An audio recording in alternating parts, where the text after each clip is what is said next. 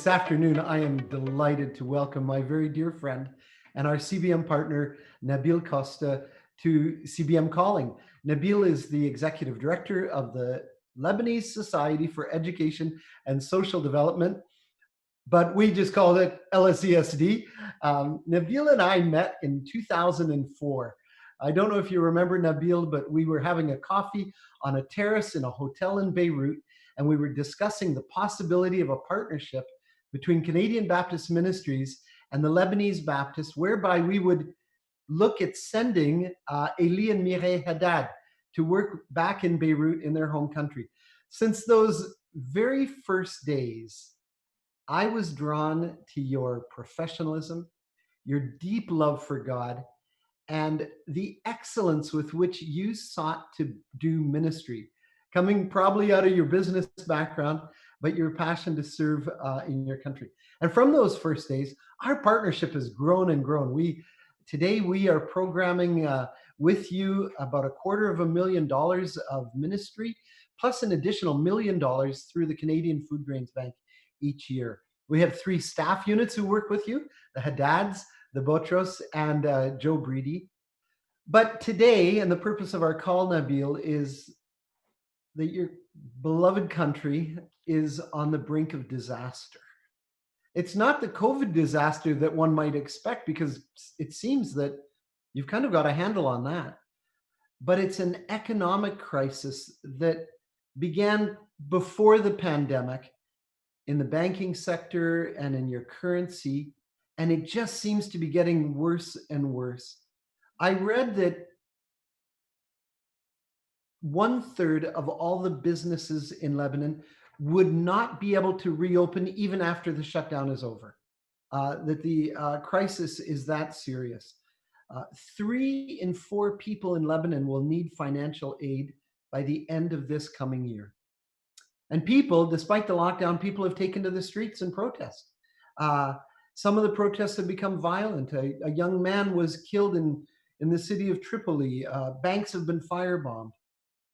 And one thing I want you to help us understand is around the currency. When I last visited you about, well, I don't know, maybe a year or so ago, the Lebanese pound was pegged at 1,500 pounds to the US dollar.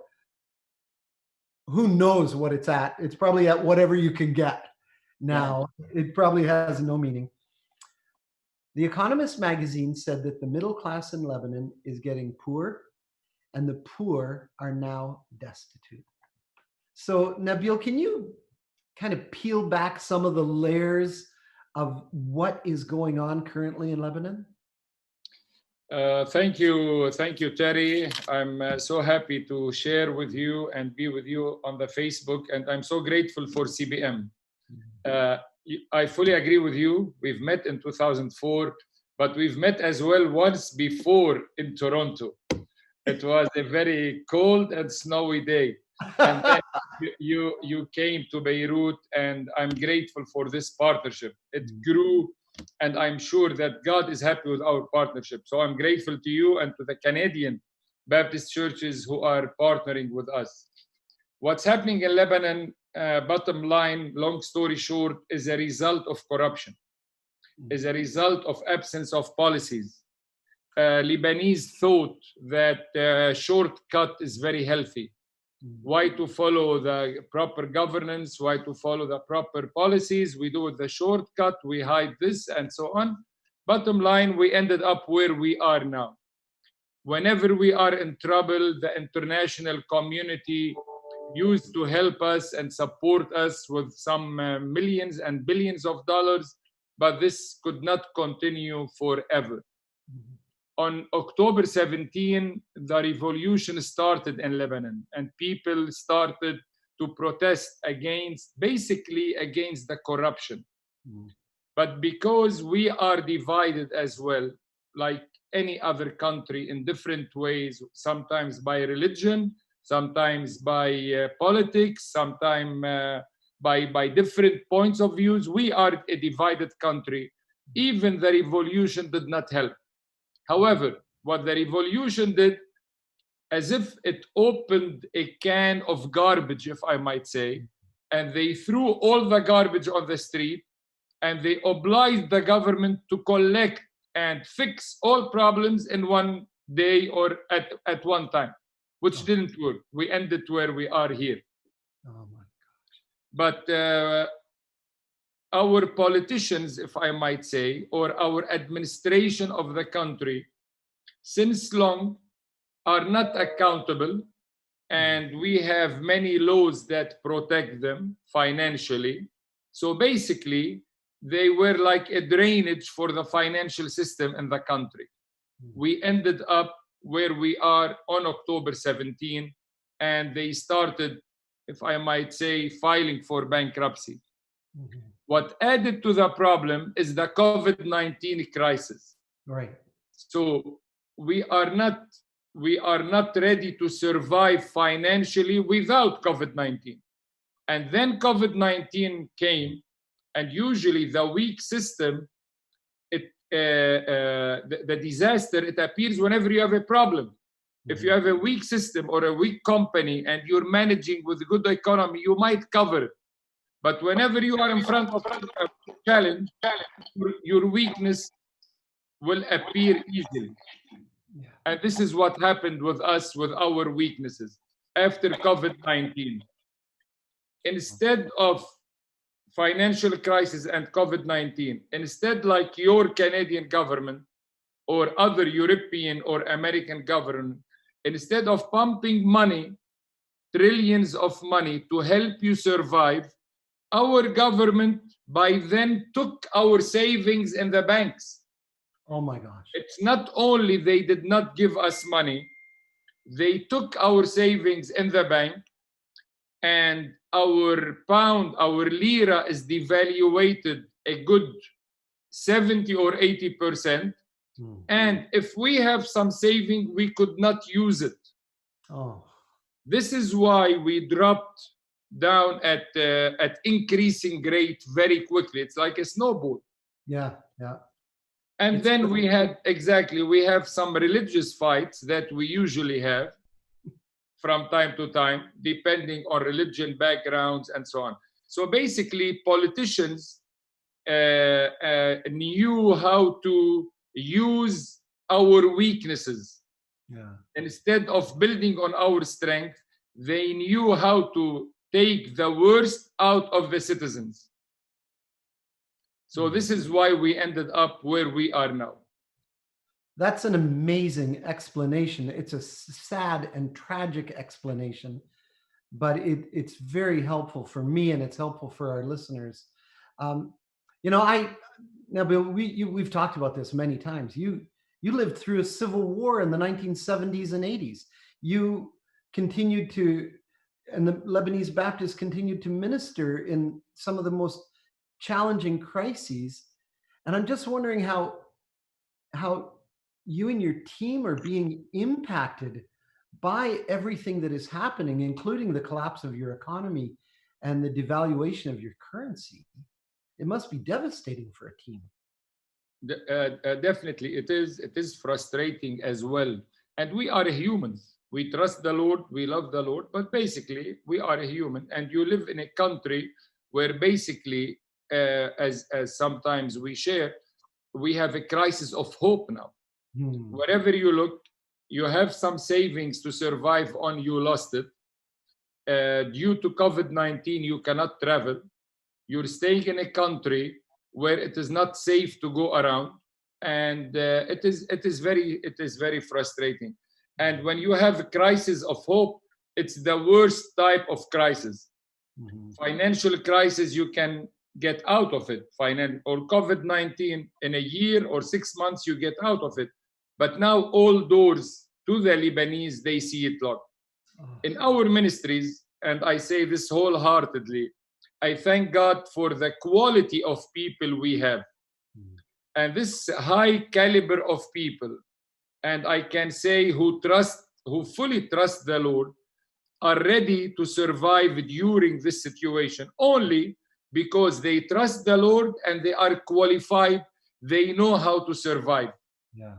So it helped us a lot when you have this attitude It helped us to survive during this. And we are, if I might say, we are a team of leaders. Mm-hmm. You are. And we like to be servant leaders. What's bringing us satisfaction that we are influencing the community around us. Like Mirath that you mentioned, our relief arm, they are doing great jobs during these difficult days. If I have a small comment, why our currency is devaluating? Why our country? If I want to summarize it, lack of trust. We don't trust our government. Our government is not treating us well. Our government defaulted their payments to the Western world. We ended up with a trust issue, which made our currency go down. Yeah. What makes a good currency a good country is the trust that you have, is the good economy, a good infrastructure. If you come to our ministries, the trust level is high. It is. I thank God that we trust him and we earn the trust of our partners like yours and the community we live within it. So this is why our people are continuing to serve during the crisis from their homes, and now we're back to the office. Some of them from their homes.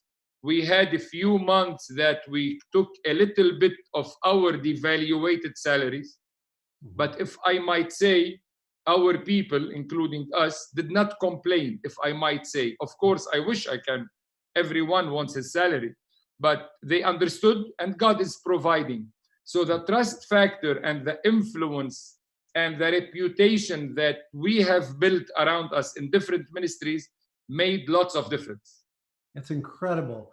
It's really true what you're saying, that you have, over these 16 or so years, you have demonstrated that LSESD is a trustworthy partner. And I've never hesitated to help raise money for the good work of LSESD. And I'm excited about that because of that level of trust. I tell many people, both in Canada and overseas, that you are our highest capacity partner. And I'm really delighted by that. I know that one of your passions, Nabil, is education. Yes.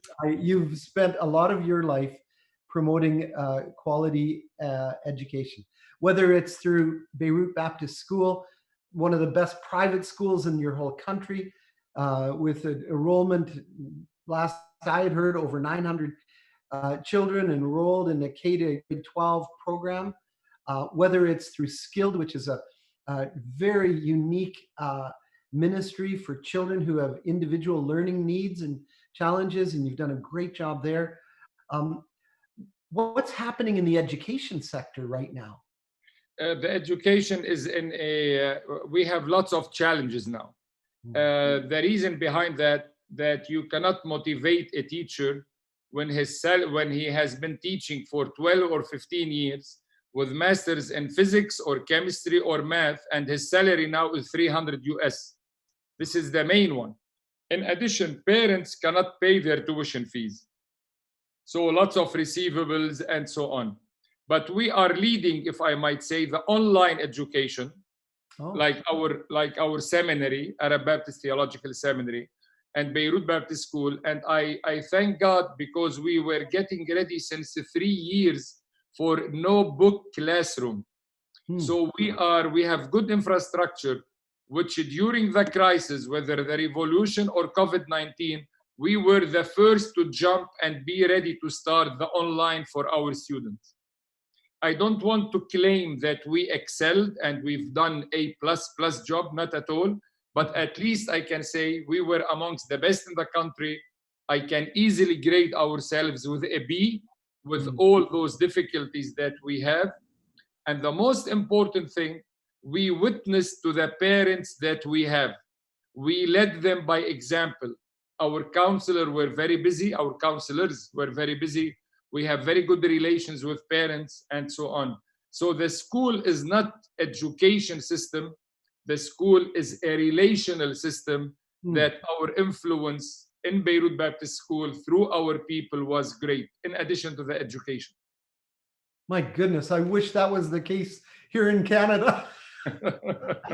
That's amazing. I remember you telling me a few weeks ago that a lot of the families started saying, well, if I'm not sending my children to school, um, then how will I be able to pay for their education? Um, Yes.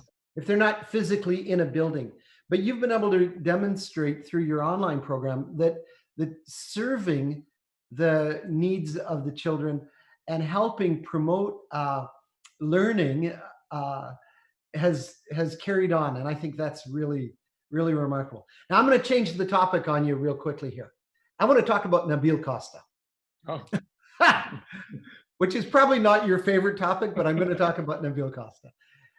You know, Nabil, I have great admiration and respect for a quality I call resilience, leadership resilience. It's the ability to face challenges, often unexpected, and to push on. And I want to ask how Nabil Costa has developed that leadership skill. And what would you tell Canadians who probably haven't had to face 1/10, 1/100th of the challenges that you've faced as a leader? Yeah. Of course, many challenges face us, and of course, as I said, we are humans and so on. But no doubt that those days and this kind of experience we passed through in Lebanon made our stamina stronger. So basically, we are used for, fortunately or unfortunately, we're used for those types of troubles. Although this time the hit was so hard. Mm-hmm. But to share my personal experience very briefly, what I've never been, if I might say, reading and listening to God more than those days, spending more and more times, early mornings and so on. And the more we listen, the more we progress in the spiritual life. I'm not trying to impress you spiritual life only, but I'm trying to impress you. I'm trying to tell you that the more we listen to him, the more we recognize the reality that life without him equals zero.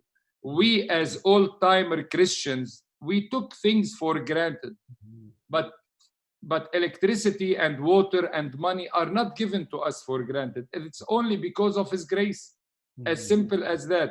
So God had to remind us all that I decide that one day no plane will be flying. I decide that one day no one can leave his home.